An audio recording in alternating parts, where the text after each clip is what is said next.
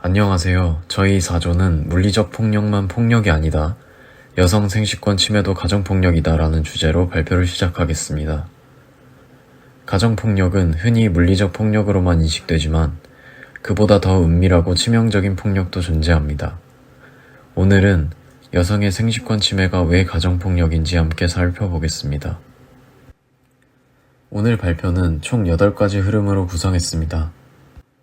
먼저 문제 제기로 이 주제의 중요성을 짚어보고 생식권이 무엇인지, 생식권 침해가 폭력인 이유, 통제, 방임, 성적 강요의 3가지 유형, 생식권 침해 유형을 다양한 생식권 사례와 함께 살펴보고 마지막으로 대응 방안을 제시하며 발표를 마치겠습니다. 많은 분들이 가정폭력이라고 하면 때리거나 욕설 같은 물리적 폭력을 떠올리실 수 있습니다. 하지만 실제로는 눈에 보이지 않는 폭력이 가정 내에서 더 빈번하게 존재합니다. 특히 여성의 피임, 임신, 출산과 관련한 부분에서 상대방의 의사와 상관없이 행동을 강요하거나 통제하는 것 역시 당연하게도 명백한 폭력 행위에 해당합니다. 따라서 저희는 방임도 폭력이다 라는 관점 아래 생식권 침해가 왜 폭력인지 조명하고자 합니다. 생식권은 말 그대로 자신의 임신, 출산, 피임과 관련된 결정을 스스로 선택할 권리입니다. 피임 여부, 임신 여부, 출산 계획, 의료 접근 등 모든 과정이 포함되고 WHO에서도 기본 인권으로 규정하고 있을 만큼 중요한 영역입니다. 가정 내에서 배우자의 통제나 강압으로 인해 침해되기 쉬운 영역이고 개인의 신체적, 정신적, 자기 결정성을 구성하는 핵심 권리라고 할 수 있습니다. 생식권 침해가 폭력인 이유는 간단합니다.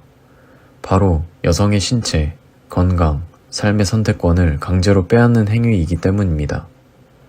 특히 의료 접근이 차단되면 실제 건강과 생명에 위험이 생기기 때문에 위험한 폭력으로 분류됩니다.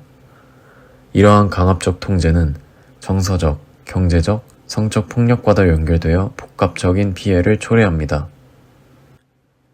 생식권 침해 유형은 크게 통제, 방임, 강요로 나눌 수 있습니다. 통제는 여성의 결정권을 강제로 좌우하는 행동, 방임은 필요한 의료 돌봄 지지를 의도적으로 제공하지 않는 것, 강요는 동의 없이 생식권을 침해하는 행동이라고 할 수 있습니다. 첫 번째 유형인 통제의 경우, 다음과 같이 피임을 막거나 피임을 하지 못하게 강요하는 것, 임신 중절 강요, 의료 접근, 병원 방문 제한, 자녀 수 출산 간격을 일방적으로 결정 등이 있습니다. 두 번째 유형인 방임의 경우, 배가 아프거나 출혈이 있어도 방문을 허락하지 않고 휴식과 안정이 필요한 시기에 무관심한 태도를 말하며 산후 회복기에도 도움, 돌봄, 치료를 제공하지 않는 행위를 말합니다. 마지막으로 강요의 경우 동의 없는 성관계 요구, 피임 없는 성행위 강요 등이 있습니다. 이러한 생식권 침해는 실제 가정에서 발생할 수 있습니다.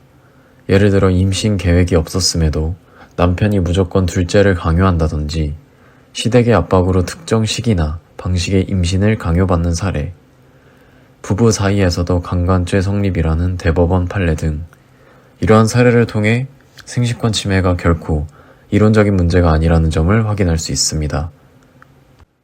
생식권 침해로 인한 피해 영향에 대해서도 알아보았는데요.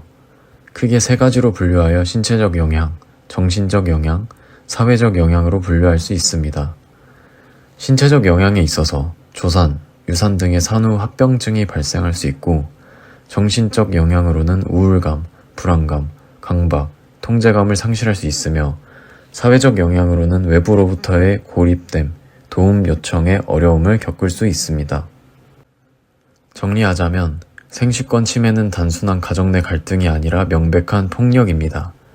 먼저 생식과 관련된 선택을 타인이 결정하는 것은 명백한 인권 침해에 해당하기 때문입니다. 이러한 통제는 신체적, 정서적, 경제적 폭력을 모두 동반하고 국내외 기준에서도 생식권 침해는 공식적으로 가정폭력으로 규정하고 있습니다. 앞서 언급했듯 폭력은 물리적 행위뿐만 아니라 통제, 강요, 방임도 이에 해당됩니다. 이러한 생식권 침해를 예방하기 위해서는 몇 가지 노력이 필요합니다. 생식권과 자기결정권에 대한 교육 확대, 부부 가족 간의 의사결정에서 상호 존중이 필수적이고 상담센터 보건소와의 연계가 필요하며 의료진이 임신과 출산 과정에서 학대 신호도 발견, 법적 보호체계와 신고 시스템을 활용하는 것이 좋습니다.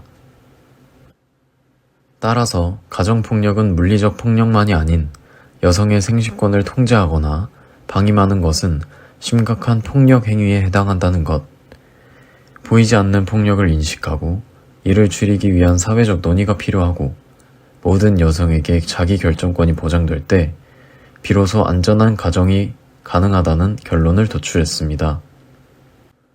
종합적으로 저희 사조는 이번 활동을 통해 여러 실제 사례와 법적, 사회적 배경을 조사하면서 팀원 모두가 생식권 침해가 얼마나 다양한 방식으로 나타나며 예상보다 훨씬 쉽게 발생될 수 있는 폭력이라는 사실을 새롭게 인지하게 되었습니다.